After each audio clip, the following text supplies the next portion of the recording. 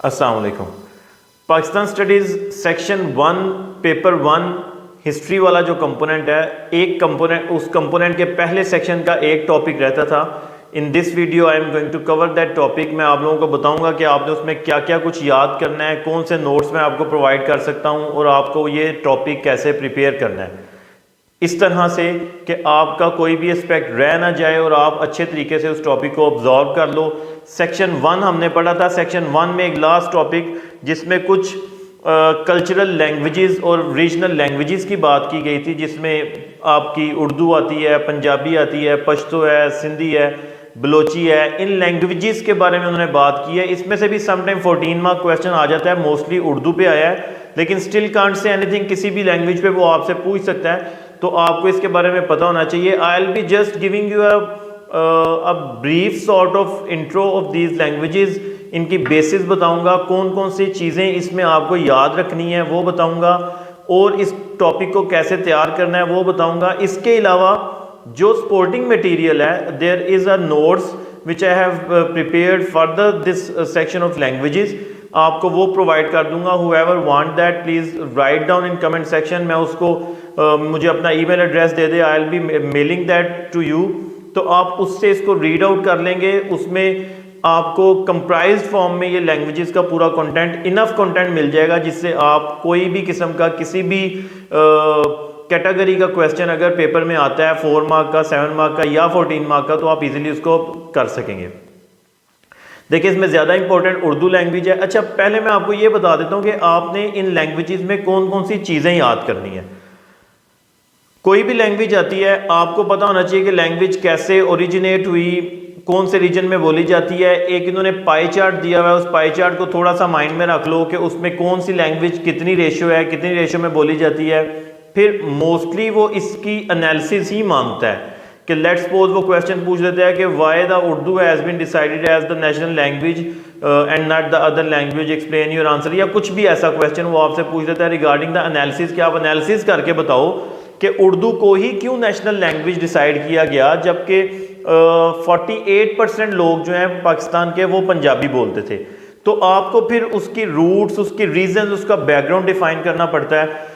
या अगर कोई और लैंग्वेज पूछता है, उर्दू हो या कोई भी लैंग्वेज हो, आपको उसके कुछ पोइट्स के नाम याद होने चाहिए, कहाँ से ओरिजिनेट हुई, कौन कौन सी लैंग्वेजेस मिक्स हुई, कौन से लोग आए जिन्होंने इसको प्रमोट किया, मुगल रूल के दौरान ये किन किन मुगल रूलर्स ने इसको प्रमोट किया, और फिर उसके बाद कुछ पोइट्स के नाम जो उस रीजनल लैंग्वेज को प्रमोट करने में लाइक जिनका किरदार है, जो have made some contribution towards that, ये चीज़ें याद होनी चाहिए। Then you should have content in your mind to write an analysis between the different languages, कि उर्दू को ही क्यों सिलेक्ट किया गया, पंजाबी को क्यों सिलेक्ट नहीं किया गया, या बंगाली या पंजाब या सिंधी, इनमें से कोई लैंग्वेज या नेशनल लैंग्वेज क्यों नहीं ली गई। इस तरह का कंटेंट आपके पास होना चाहिए।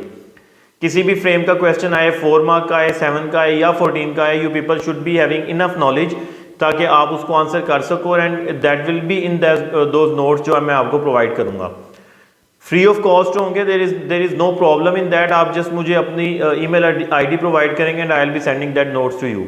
अगर अटैच हो सकते हुए तो मैं अटैच भी कर दूंगा मेरे यूट्यूब चैनल पे ही, वहां से ही आप उनको पिक कर लो।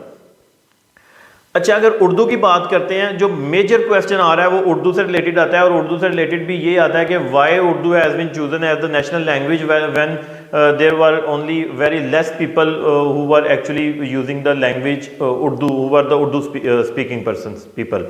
सो उस क्वेश्चन को कैसे आंसर करना है, देखो आपको ये पता होना चाहिए कि उर्दू का बैकग्राउंड क्या है। उर्दू को उर्दू इसलिए कहते हैं, ये एक लश्करी ज़ुबान है। लश्करी ज़ुबान का मतलब ये है that different people from different areas, like Arab has been there in subcontinent, Afghan remain like they have came to the subcontinent, then Turks has came to the subcontinent, different nations has came to the subcontinent for the sake of trade, for the sake of religion preaching, or for any other sake, for the sake of migration, या कुछ भी ऐसा। वो लोग आते रहे, वो अपने अपने एरिया की ज़ुबान यहाँ लेकर आते रहे, और यहाँ संस्कृत का जो स्क्रिप्ट था which was actually the old script of सब कॉन्टिनेंट, उसमें वो लैंग्वेज मिक्सअप होती रही। इसीलिए आप देखोगे कि एंड अल्टीमेटली इंग्लिश, जो ब्रिटिशर्स आए वो अपनी इंग्लिश को साथ लेके आए, तो ये जो उर्दू लैंग्वेज है it's the combination of different languages. आपको इसमें संस्कृत के वर्ड्स मिलेंगे, आपको इसमें हिंदी के वर्ड्स मिलेंगे, आपको इसमें पर्शियन के वर्ड्स मिलेंगे, आपको अरेबिक के बहुत ज़्यादा वर्ड्स मिलेंगे। तो ये एक मिक्सचर है, इसको इसीलिए लश्करी ज़ुबान कहते हैं। तो ये बैकग्राउंड आपको पता होना चाहिए कि उर्दू इस तरह ओरिजिनेट हुई, इस तरह डेवलप हुई, मुख्तलिफ लोग आते रहे, वो उर्दू को मॉडिफाई करते रहे अपनी लैंग्वेज के मुताबिक, अपनी आसानी के लिए उसको इस्तेमाल करते रहे, जिसकी वजह से एक नई ज़ुबान सामने आई जिसको उर्दू का नाम दिया गया। फिर मुग़ल रूल के दौरान आपको पता होना चाहिए बहादुर शाह ज़फ़र था और बहादुर शाह ज़फ़र और एक दो लोग थे, जैसे उस वक्त के मशहूर पोइट हैं, दर्द है, गालिब है, इन लोगों ने बहुत ज़्यादा काम किया। फिर अलीगढ़ यूनिवर्सिटी ने बहुत ज़्यादा काम किया जो बाद में सर सैयद अहमद ख़ान ने शुरू करवाई, like Aligarh college and university, उसने बहुत ज़्यादा उर्दू के प्रमोशन के लिए काम किया। तो ये आपको पता होना चाहिए कौन कौन से पोइट्स थे, जैसे गालिब, दर्द। फिर अल्लामा इकबाल का नाम आपको याद होना चाहिए, he was the poet of east, जिन्होंने एक्चुअली उर्दू में बहुत ज़्यादा राइटिंग्स की और उसकी वजह से इसको प्रमोशन मिली। मुग़ल के दौर में पर्शियन का बहुत ज़्यादा कंटेंट इसके अंदर मिक्स हुआ, जिसकी वजह से इसको और मुग़ल की कोर्ट में काफ़ी देर तक और सब कॉन्टिनेंट की काफ़ी देर तक ये नेशनल लैंग्वेज रही, जिस वजह से इसको प्रमोशन मिली। तो ये सारी बातें आपको याद होनी चाहिए। फिर इसके बाद कायदे-ए-आज़म की बात आती है that why Quaid-e-Azam choose Urdu as the national language, because it was not any regional language. Punjabi Punjab में बोली जाती थी, पश्तो खैबर पख्तूनख्वा जो पहले सरहद था उसमें बोली जाती थी, सिंधी बोली जाती थी, सिंध में बलोची बोली जाती थी, बलोचिस्तान में कश्मीरी बोली जाती थी, कश्मीर में बंगाली बोली जाती थी, बांग्लादेश मीन्स के ईस्ट पाकिस्तान में। अब इनमें से कोई लैंग्वेज पिक करना दैट मीन्स कि you are going to do some discrimination. Obviously if you are going to adopt Punjabi as the national language, Bengali are going to make some noise that why you are doing this, why the Bengali is not the national language. Sindhi can protest, Balochi can ask about it, and as this region, the Pakistan was having diverse sort of nations, diverse sort of regional people, तो कायदे-ए-आज़म ने ये suggest किया that there should be a language जो इन सबको unite कर सके, और वो यूनिटी का काम किया उर्दू लैंग्वेज ने। ऑल्दो ईस्ट पाकिस्तान के जो लोग थे Bengali, they start controversy and they go against it. इससे पहले अगर 19th century like 18th century के लास्ट डेकेड की बात करें तो हिंदी उर्दू कंट्रोवर्सी आया, जिसमें हिंदुस्तान में मौजूद हिंदुओं ने ये कहा कि why the Urdu is the national language, Hindi should be the national language. तो इसको कंट्रोवर्सी का भी सामना करना पड़ा काफ़ी टाइम्स पे, लेकिन still Urdu remain a powerful language of the sub continent, और कायदे-ए-आज़म ने इसीलिए इसको नेशनल लैंग्वेज बनाया ताकि ये एक यूनिटी का काम करे, एक बॉन्डिंग का काम करे बिटवीन डिफरेंट नेशंस। और कायदे-ए-आज़म ने अपने एड्रेस में भी यही कहा कि उर्दू को नेशनल लैंग्वेज बनाने का मकसद ये है that on the basis of Urdu and on the basis of Islam the whole Pakistani people will be united. वो इकट्ठे रहेंगे, वो यूनाइटेड रहेंगे, वो टूटेंगे नहीं, इलाकाई रीजनल डिफरेंसेस में नहीं पड़ेंगे, बल्कि they will stay United on the ground of Urdu. तो ये रीजंस थी उर्दू की। कुछ शायरों के नाम याद कर लो, कुछ बैकग्राउंड याद कर लो। फिर अगर सिंधी की बात करें, आपको पता होना चाहिए सिंधी के कुछ शायर हैं जिनमें नाम आता है काजी कज़ान का नाम आता है, मखदूम नू ऑफ हाला का नाम आता है। ये वो लोग थे, ये वो पोइट्स थे जिन्होंने इस पे काम किया, सिंधी पे काम किया। फिर सचल सरमस्त का नाम आता है, शाह अब्दुल लतीफ़ भटाई का नाम आता है, वेरी पॉपुलर पोइट्स जिन्होंने बहुत सी पोइट्री की, बहुत सी राइटिंग्स की सिंधी ज़ुबान में, जिसकी वजह से इसको प्रमोशन मिला। फिर मॉडर्न टाइम्स की बात करें तो 1948 में सिंधी लिटरेरी बोर्ड बना जिसमें सिंधी को प्रमोट करने के लिए काम किया गया।